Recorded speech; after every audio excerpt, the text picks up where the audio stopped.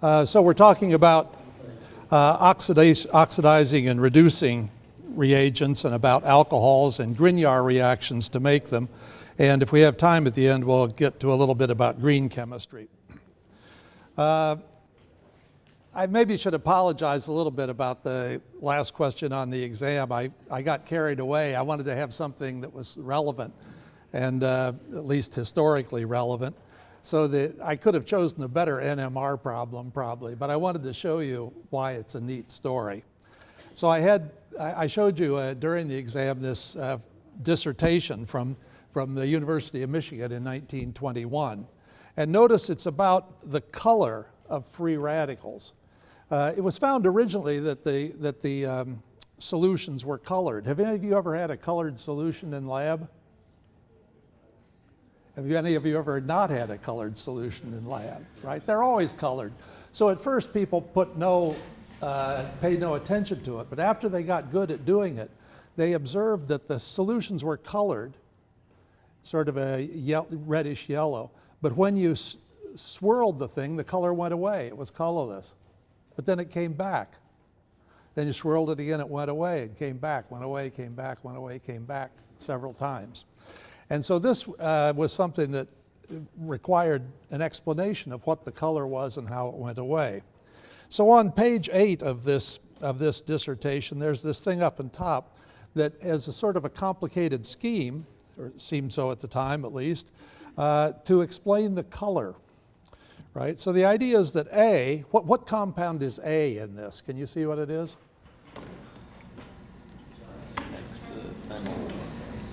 A up at the top left of the scheme. It's triphenylmethyl. It's hexaphenylethane, right? That's what Gomberg set out to make, remember?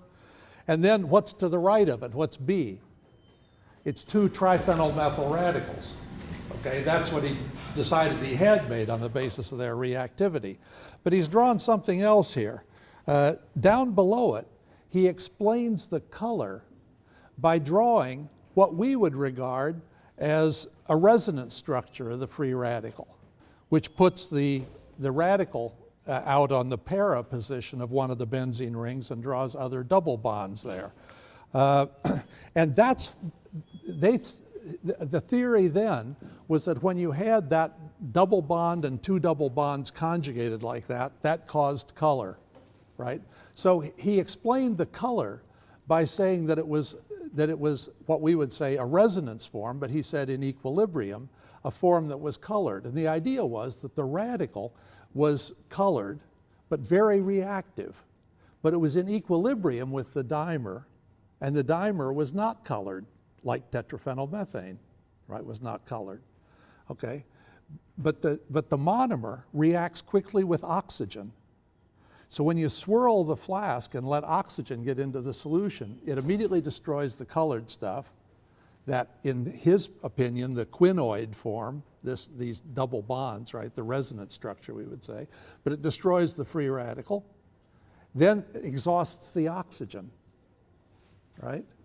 And then if you let it sit a while, the color comes back because the equilibrium between the dimer and the monomer reestablishes itself, so the color gets back. But if you swirl it again, you get oxygen and it destroys it. You can keep doing that until you've used up all the radical. So that's how color got into the act, right?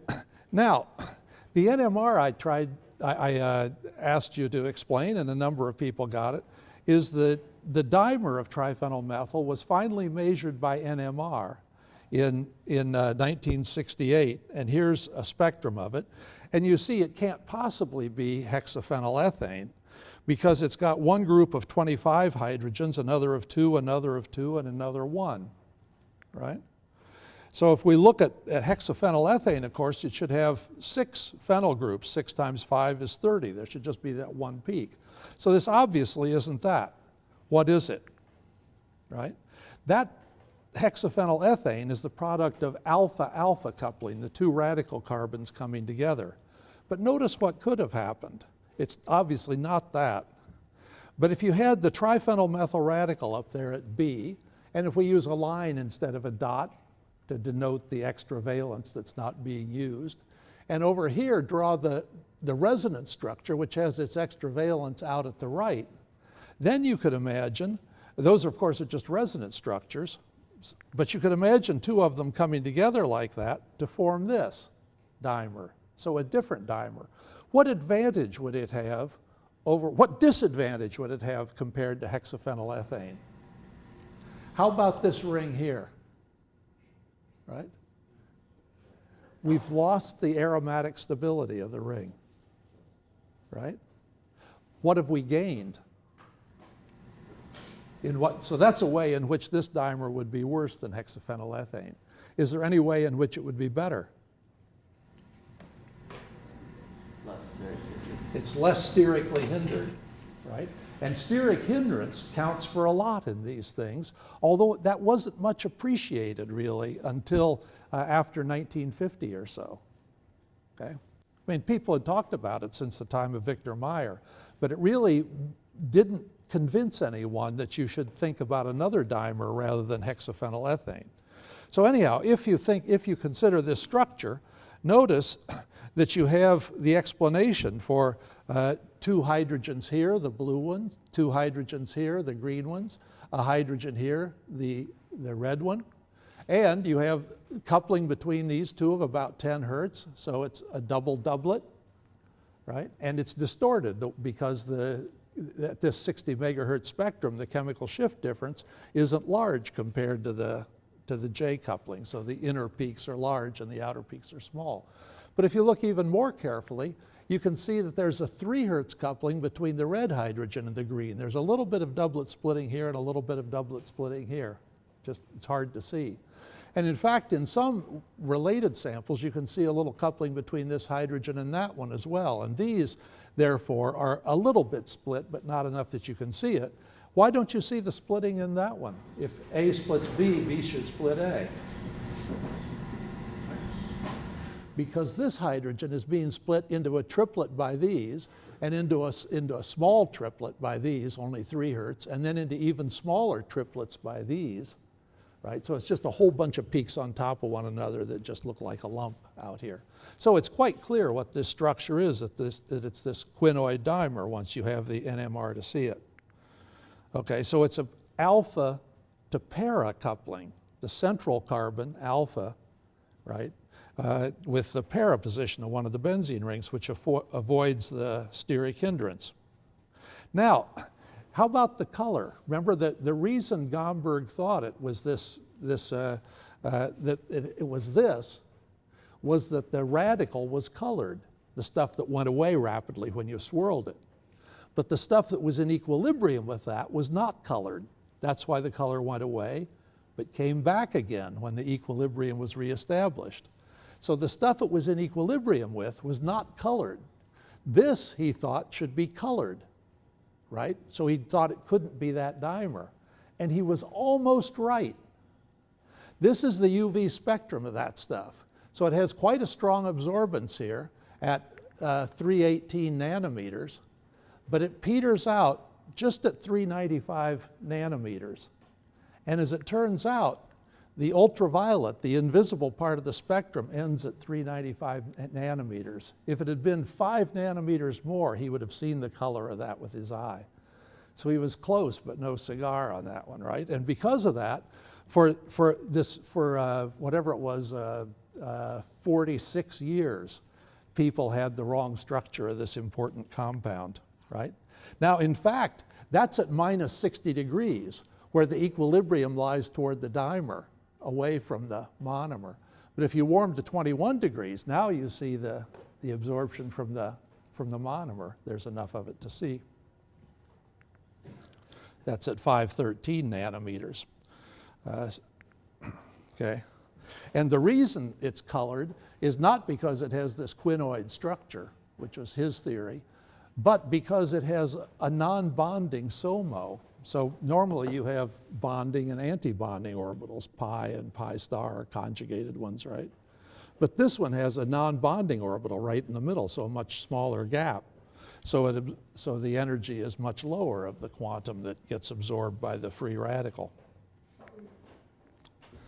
Okay, now This was published in that thesis that appeared here, was published the next year in the Journal of the American Chemical Society, almost word for word about the color of the free radicals, right? And this is the passage of that. It says the relationship between color and constitution of triphenylmethyl are briefly stated the following. First, that you have a colored free radical in equilibrium with the dimer, hexaphenylethane, right? And second, the color is attributed to the quinoid tautomer, we would now say resonance structure, C. So the color was attributed to that. But notice what's interesting about taking this paper from the dissertation to the printed form in the Journal of the American Chemical Society, the published form. What got left out?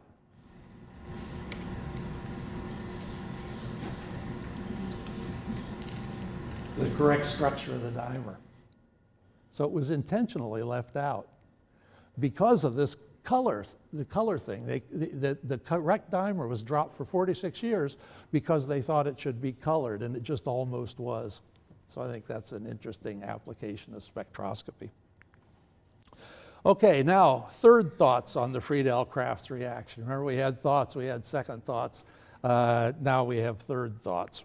And the second thoughts, just to remind you, was that when you do a Friedel-Crafts reaction, you could imagine benzene being a nucleophile and displacing chloride from N-propyl to give N-propyl benzene, and that would be an SN2 reaction. Or you could imagine, if it broke the bond a little more, that the hydride could shift and you'd get isopropyl, either with the aluminum chloride tightly associated with it, or since it's a secondary cation, maybe much looser. Okay, so that would be like an SN1 reaction that allowed the rearrangement. But then we wondered what would happen if we rotated and had a methide shift if we couldn't have a hydride, instead of a hydride shift. Then we'd get if we had the rearrangement, we'd get the same thing back again. It would still give N-propyl. So the question is it SN2 or is it SN1?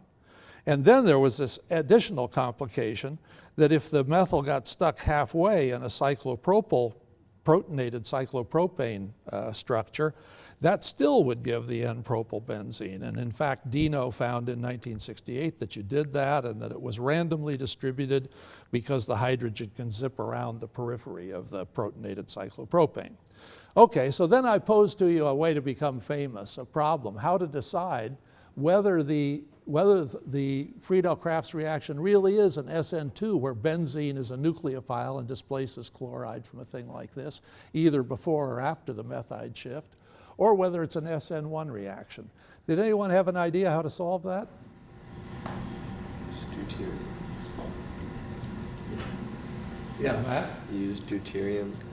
We could label to see where the deuterium ends up in the N-propyl.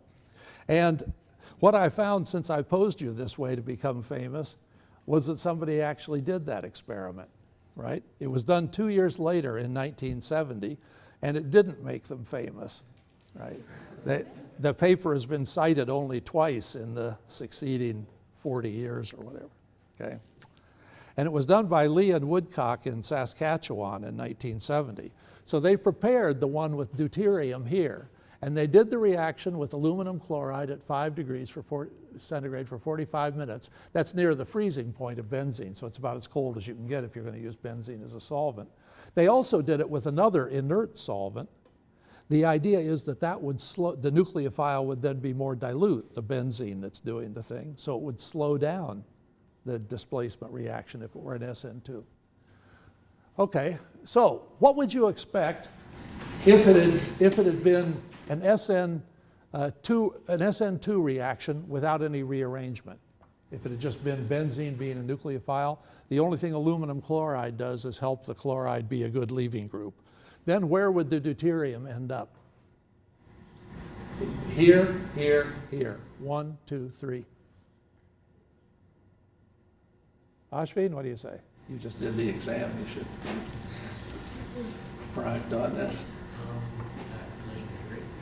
It should be here, right? Because if benzene just comes and attacks this carbon and chloride leaves, then the deuterium should all be there.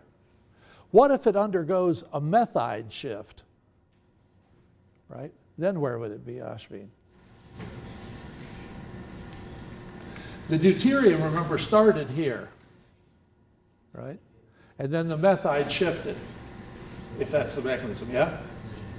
Then it would be here, right? And what if it went through a protonated cyclopropane? Right? Ashvin? Then it would be scrambled. We already know what protonated cyclopropane would be. So now by studying where the deuterium is, we should be able to figure out what the mechanism is with to give N-propylbenzene with N-propyl chloride. And what they found was that 90% of the product was dideuterated there, and none of it was dideuterated elsewhere, right? So it really is the case then that there's less than 2% of partial or full methide shift en route to N-propylbenzene, right? It's just the simplest thing you think, that it forms by a benzene nucleophile doing an SN2 reaction, okay? Now, why isn't it 100%? Because other cations are able to abstract hydride from this position to make this cation here, and then the deuteriums get washed out of the molecule. But anyhow, that's what they found. So you'll have to find out some other way to become famous as an organic chemist. Okay.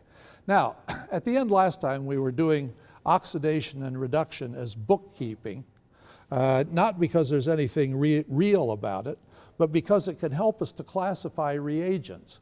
We've been classifying reagents as high homos, low lumos, weak bonds, for example, if you want to get a free radical reaction. But there's a completely different way of classifying them, in a sense, a very artificial way, as to whether they're oxidizing or reducing agents. So we went through a whole bunch of reagents and classified them as oxidizing reagents, the elemental halogen, disulfide, chromium trioxide. Reducing agents, methane is a reducing agent, but it's not very reactive because it doesn't have good homos or lumos, right? Free radicals are what we need to get a foothold on that. Or lithium aluminum hydride, H-, sodium hydride, potassium metal, which can give up electrons, and RSH can give up H-, and we saw that when you oxidize back and forth between disulfide and thiol. Okay, but HCl, KCl, the elements are in their normal oxidation states, so they're neither oxidizing or reducing. And just at the end, we got to water and showed that in water, hydrogen is +1 and oxygen is -2, so it's neither, right? Although, and in fact, you can see that when the reaction of water with ethylene catalyzed by acid, and the carbon is -2, -2 for ethylene. After you've added, it's -1, -3, right? So one carbon got oxidized, but the other carbon got reduced, and there's no net change, right? So you don't need either an oxidizing or a reducing agent, right? Because there's no net change in the oxidation step, so water can do that. So, but water does work in oxidizing, reducing scenarios, and in particular, a very important one, photosynthesis, oxidizes water to O2, right? But at the same time, reduces the hydrogen in water to the equivalent of H-, and that's NAD takes up the H to become NADH. And remember, we've talked about that being a source of hydride, H-, right? So it gets both oxidized and reduced. So not all reducing agents would work satisfactorily for any given reaction, but it's typically futile to try a reagent from the wrong class. You don't usually use bromine if you need to do reduction, right? Or hydrogen chloride if you need to do either oxidation or reduction, right? So it can be a big help in narrowing the field in choosing reagents. Now I wanted to go to the board a little bit to show oxidation states. This was done in the class last year by Professor Siegel from Zurich, but I thought it was handy to do, and I will do it again on the board here. Is that one, and is it this one? Yeah, okay. So let me just put this screen up.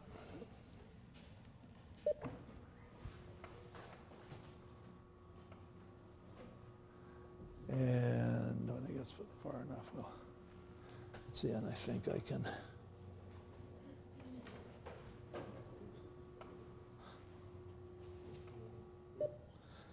And can I blank that video mute? Okay. So we've talked about arranging. Let's see. Is there one other set? There's one other set of. There we go. Okay. Now he chose to use CH4, CH3OH, CH2, formic acid, and CO2 as examples of oxidation levels of carbon. Let's just do it a little differently. Not that it's better or worse, but let's just have an R on there. So we could have RCH3. Okay, what's the oxidation level of the carbon? Remember how we do the count in the bookkeeping? If you have another carbon attached to it, they share the pair of electrons evenly, no contribution to oxidation state. But if it's hydrogen, hydrogen gives its electron to carbon in making the bond. So this carbon will be +3. Okay? -3, pardon me. Thanks for being on your toes. Okay, then we could have RCH2OH. Okay, so the oxygen cancels one of the carbons, so this will be -1. Notice we're going in steps of 2 here, right? The same went up there, but I've decided to put an R on instead of one of the H's just for variety. So now RCH double bond O, right? Now it's +1, okay, because you have 2 oxygens, 1 hydrogen. Then we could go RCOOH, a carboxylic acid. Now it's +3. Right? And at the very end, you can go to CO2, then you don't have the R in there, and that's +4, as it says up there. Okay, now let's look at different classes of compounds at their levels of oxidation. So we could have alkanes.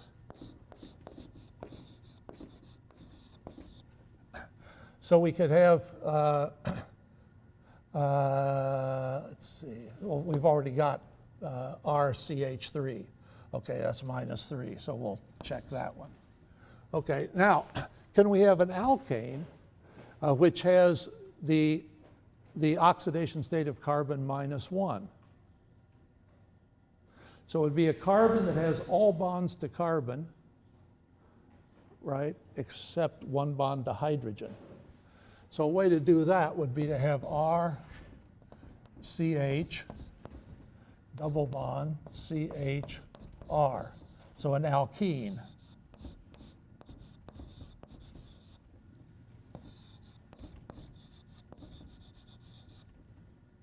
And then we could go to alkyne. RCCR.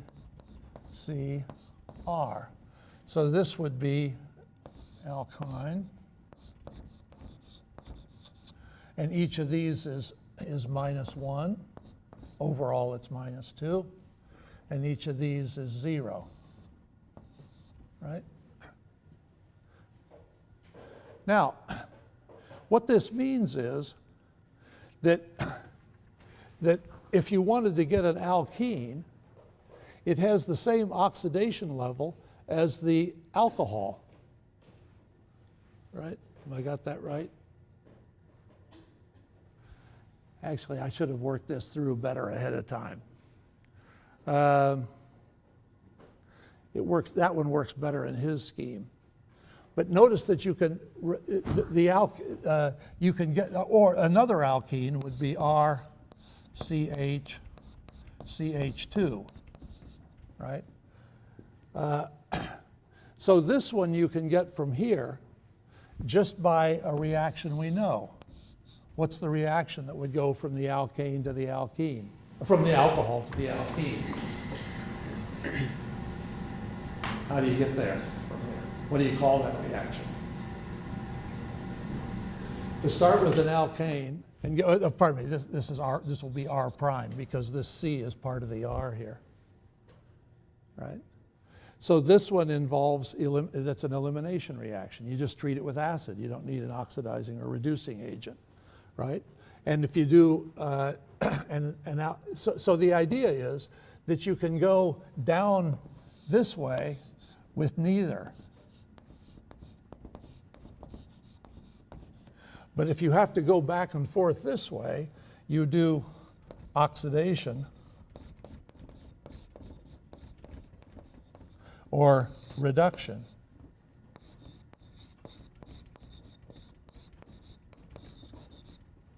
Right? So you could have alkyl halides.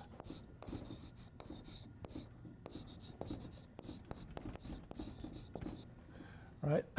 So here you would have Rx, right? And this would be, the carbon in the Rx would be -1, right? The carbon that's attached to the X, that is the Xness of it is -1. Let me make it, I should make it RCH2, sorry.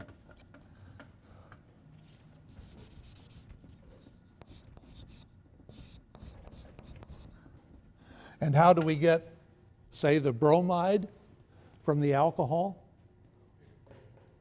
What reagent do we use? PBr3, or the chloride, SOCl2. These are not oxidizing or reducing agents, right? The elements are in their normal thing. So we can go down without using an oxidizing or reducing agent. You wouldn't, now how could we get from here, from an alkane, over to here? How would you put bromine in, say? What reagent would you use? If you had an alkane and wanted to make an alkyl bromide, what reagent? No, that's very good. If you have an alkane, so CH bonds, and you want to make CBr, anybody remember a reaction to do that? What's the problem in reacting an alkane? They're not reactive. Why not? No high homos, low lumos, right? No functional group. How do you get at something that's not a functional group? How do you get at the hydrogens? You can't use homos and lumos.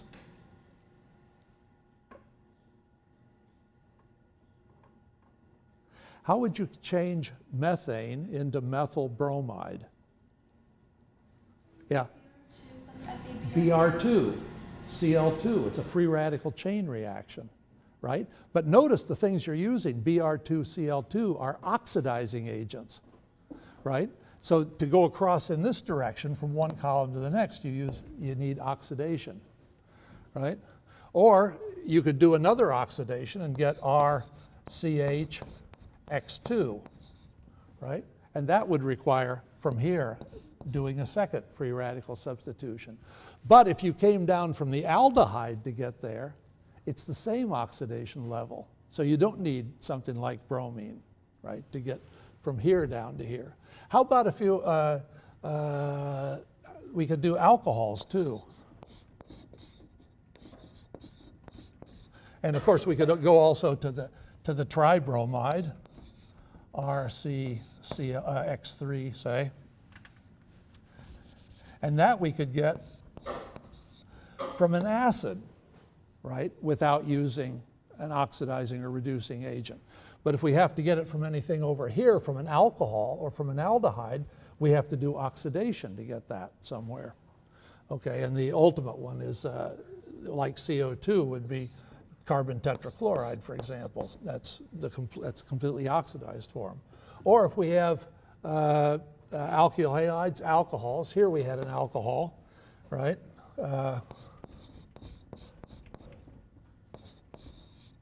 But suppose we made a diol, RCOH taken twice, and with H in here. RCHOH taken twice, right? That, if we've started from an alcohol to get that, we have to do an oxidation, choose an oxidizing agent. But if we could make it from an aldehyde without using an oxidizing or reducing agent, can you think of any way of going from an aldehyde to a carbon that has 2 alcohols on it? You remember what you call a carbon that has 2 OHs on it? A gendiol. Where do you get it?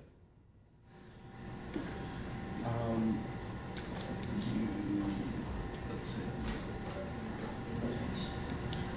We need to do an oxidation like bromine or something like that? No, we immediately see you don't, because they're in the same column, right? It's the same oxidation level. So you remember how do you make a diol from a, let's do that here. R, C, O, H, and I want to get R, C, O, H, O, H, H. What do I do first? Derek? Protonate the oxygen. Protonate the oxygen. Plus charge here. And then an OH minus comes into text this. Yeah, OH minus. So we've added H plus, OH minus. It's more likely that if you're using acid catalysis, that there's very little OH minus around, right? Because the acid would have reacted with it. So what would you normally use to come in to make the CO bond? The CO Water. bond. No. Water, right? And then lose a proton. So the proton's just a catalyst, right? But notice what we're using is just water. And H plus catalysis, or OH minus catalysis too. You can have hydroxide add first, and then this pulls a proton off water. Okay, so you go up and down using just water and acid, things that aren't oxidizing or reducing agents. So you can see how that might work out, that if you create on your study sheet a list of oxidation levels of things, and then you could see when you're faced with a given problem, what kind of reagent you need to choose. And if you can simplify to 1/3 of the reagents you know, that's a big help. Okay, now, so that's just the bookkeeping. There's also the question of the mechanism by which you do this. So let's just consider Br2 as an oxidizing agent. So if you have an alkane, RCH3, say, and you react it with Br2 to get an oxidized form, RCH2Br. What's the mechanism by which you do it? We just did this, Chris. It's a free radical one, right? So we get Br dot taking the hydrogen, and we've done this before. Get the radical, and then so free radical chain reactions. So bromine's an oxidizing agent, but acting as HOMO. It's different with alcohols. Let's suppose we have Br2, and we want to react it with an alcohol.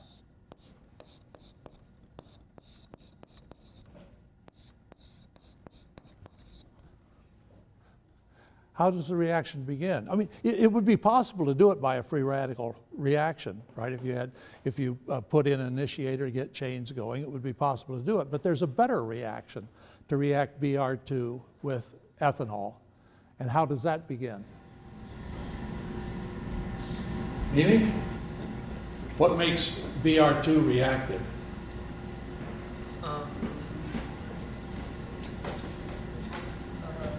High HOMO, low LUMO. What's high HOMO for? Unshared pairs. Unshared pairs. What's low LUMO?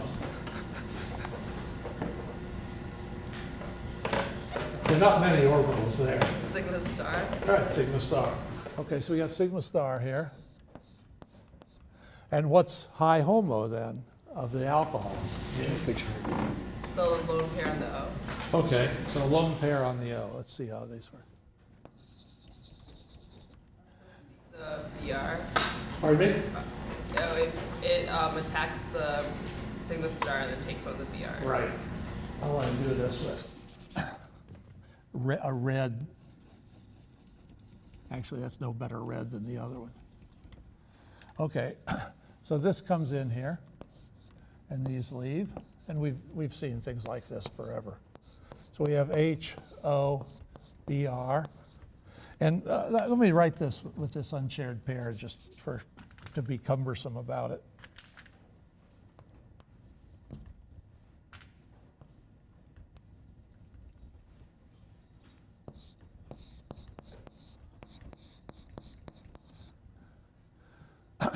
Okay, and bromide came away. And there's a plus charge here.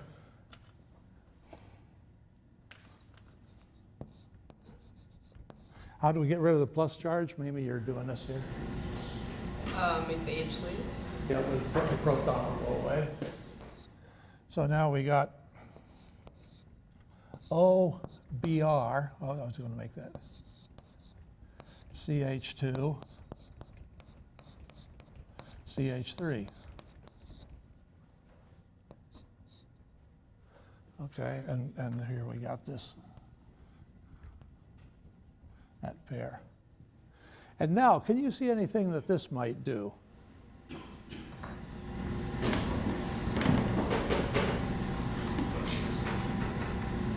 What reactions have we seen when we have atoms next to one another? Bromine on one, hydrogen on the other. Undergo E2. Pardon me? Undergo E2. An E2 reaction. So we have some base. It doesn't have to be a strong base. It could just be the alcohol.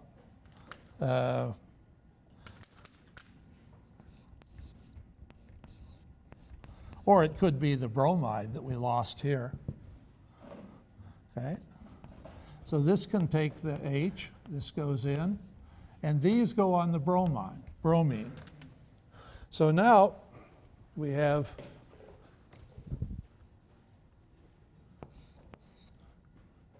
double bond O. This H is still there, CH3. And bromide, which has that pair of electrons. So we've oxidized the alcohol to the aldehyde, right? We've gone from here to here. Okay? And notice what the trick was. The first oxidations and reductions we talked about were electron transfer, an actual electron transfer, like from a metal to a sigma star bond of an alkyl halide, right? Here we're transferring electrons, but in pairs. The electrons start belonging to the oxygen.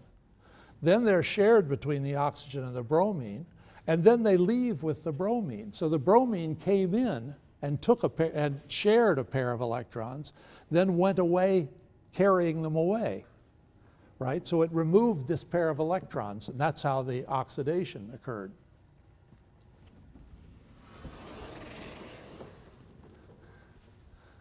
Okay, so that's just these reactions are just, this is an SN2 reaction,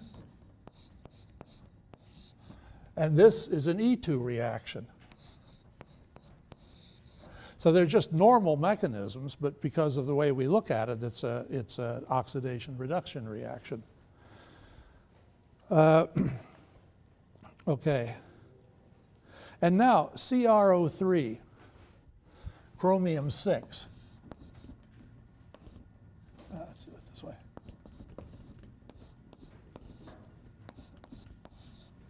It reminds you a little bit of a ketone, right? The CrO. So you can imagine adding water to give CrO, OH, OH. What's the oxidation state? If the chromium is oxidation state here, what's its oxidation state here? +6. What's its oxidation state here? Still +6. What? Still +6. How do you know? You Use could add water. up all the bonds. But if you used water, it's going to be the same oxidation state because water's not an oxidant. So it's still +6. Right? Or you could imagine having two of these. So these are a little bit like alcohols. You could imagine to make an ether from that. So you could have CrO-Cr, right, with OH, OH, O here.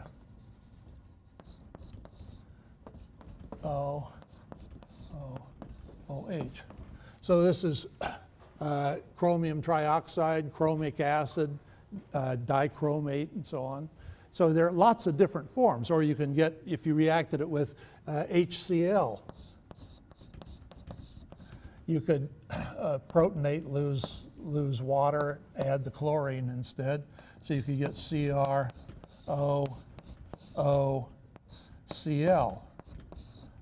OH. But all of these are just different disguises of the same thing, chromium-6. Okay. Now, let's consider the reaction of any of these with an alcohol, like HO, CH2, CH3, right? So we can have the unshared pair, and I'll do it in red again, right? Attack the chromium. So we got HO,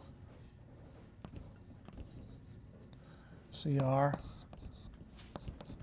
double bond O, O minus or OH. Let's do the OH.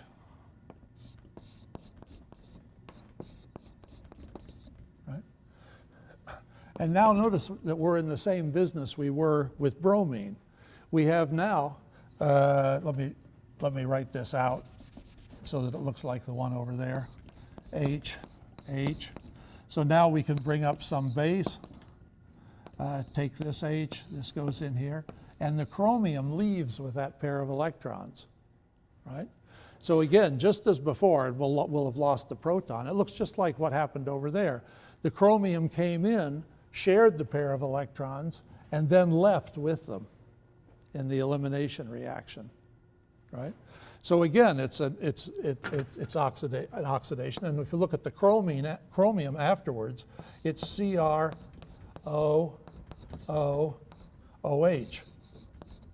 right? And what's am I right here? Minus. So it's got 1, 2, 3, 4, 5 that it's giving to oxygen, but it gets an electron back with the minus, so this is +4. So chromium goes from +6 to +4 in the process of doing this oxidation. Okay, now there's a problem in doing this to make an aldehyde, and the problem is that when you're working in water, if the product you're going to get here from this elimination, you've lost this proton, you lose this H, break this bond, so you have C double bond O. Now, if that's what you want to make, there's a problem. Because aldehydes, you know, have an equilibrium constant about 1 with water. So this is going to add water to make a diol.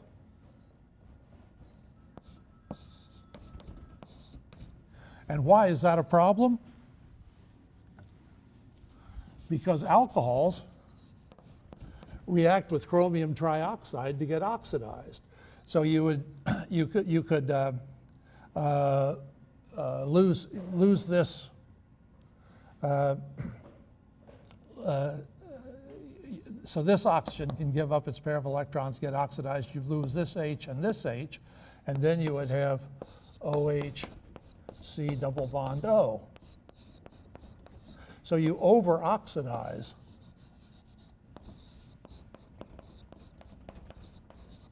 Right, all the way to the carboxylic acid. We go on another step up there. Now, how can you avoid that problem? Let me spell